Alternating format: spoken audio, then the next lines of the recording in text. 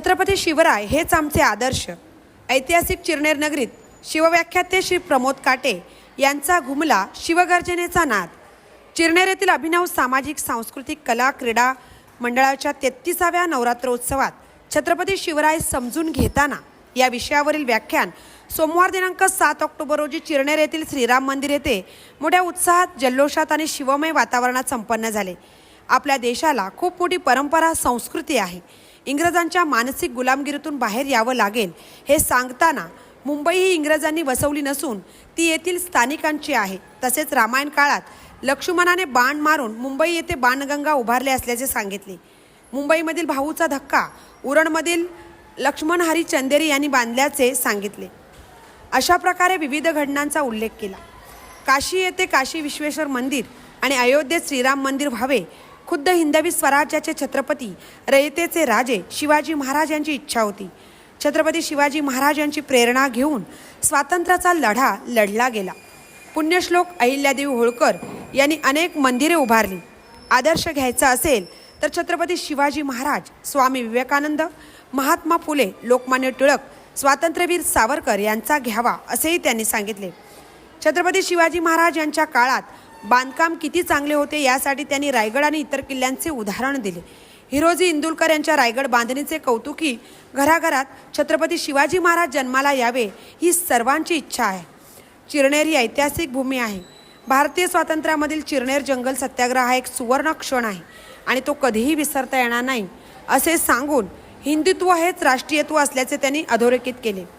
यावेळी छत्रपती शिवाजी महाराज, धर्मवीर संभाजी महाराज, राजाराम महाराज यांच्या पायदळाचे प्रमुख सुभेदार सरनोबत पिलाजी गोळे यांचे वंशज मनोहर गोळे, महामुंबई चॅनलचे संपादक मिलिंद खार पाटील, आदर्श शिक्षिका शारदा खार पाटील, चिरनेरचे माजी सरपंच पद्माकर फोपेरकर, उपसरपंच सचिन घबाडी, अध्यक्ष सुनील नारंगीकर, विश्वास मोकल भटजी, प्रकाश नारंगीकर, उपकार ठाकूर, गणेश म्हात्रे, रवींद्र भगत, जीवन नारंगीकर यांच्यासह शिवविचार ऐकण्यासाठी शिवप्रेमी मोठ्या संख्येने उपस्थित होते।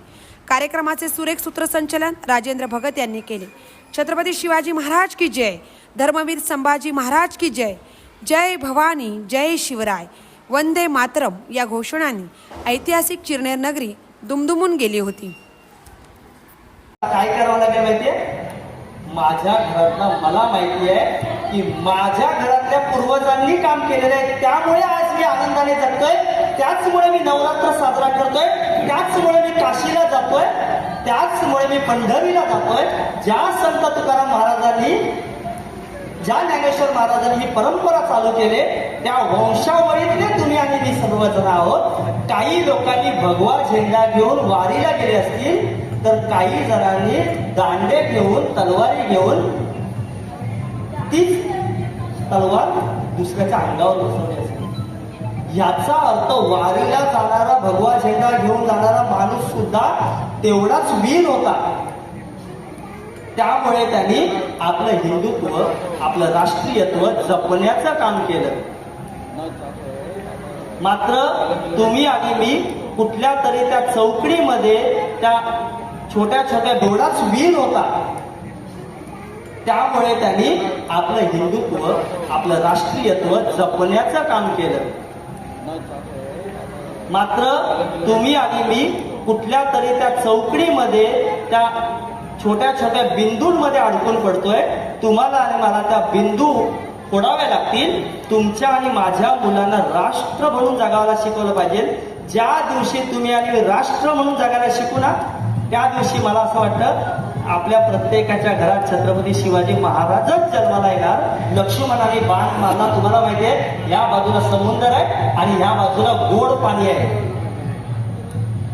अशा प्रकारचं बाणगंगा असणारं आपलं जे स्थान आहे ते मुंबईमध्ये आहे। म्हणजे प्रभू रामचंद्र सुद्धा शहरामध्ये भेट द्यायला आले होते, ते मुंबई होती। तर रायगड किल्ला, आम्ही ज्या रायगड जिल्ह्यात राहतोय तो रायगड किल्ला बांधला, तो भव्य दिव्य होता। 1855च्या काळात मला वाटतं काहीतरी ब्रिटिशांनी तो तोडला असेल। मोठे तोफगाळे आणि सगळं बॉम्ब बिम लावून पूर्ण उद्ध्वस्त केला। तो किल्ला बांधणारा कोण होता? तर हिरोजी इंदुलकर नावाचा व्यक्ती जो रायगड किल्ला बांधला त्यावेळेस आमच्या स्वराज्याचं स्वप्न साकार करणारा एवढा मोठा बलाढ्य किल्ला तुम्ही आताही गेलो तरी आपली दमछाक होते पूर्ण किल्ला फिरायचा. एवढा भव्य दिव्य किल्ला जर बांधला असेल, ते कन्स्ट्रक्शन असेल, काय दर्जाचं कन्स्ट्रक्शन होतं. आणि त्याच्यापेक्षाही महत्वाचं, आमच्या इथला जो कोणी छत्रपती शिवाजी महाराजांचा पावळा होता, तो मावळा सुद्धा काय दर्जाचा असेल. एवढा मोठा किल्ला बांधला पण मला अभिमान कसला नाही. छत्रपती शिवाजी महाराजांनी विचारलं की तुला काय पाहिजे? पायाची धूळ पाहिजे. आणि तुम्ही जर रायगड किल्ल्यावरती गेला, आताही कोण तिथं पाय देऊन देत नाही. आपल्यासारख्याचा पाय लागेल असं आपण कुठं महत्व, एवढं आपलं स्थान आहे. त्या किल्ल्यावरती खाली हिरोजी इंदुलकर अशा नावाची पाठी ठेवली नव्हतं का? तर 100% कन्स्ट्रक्शन होतं. आता तुम्ही म्हणाल की पुन्हा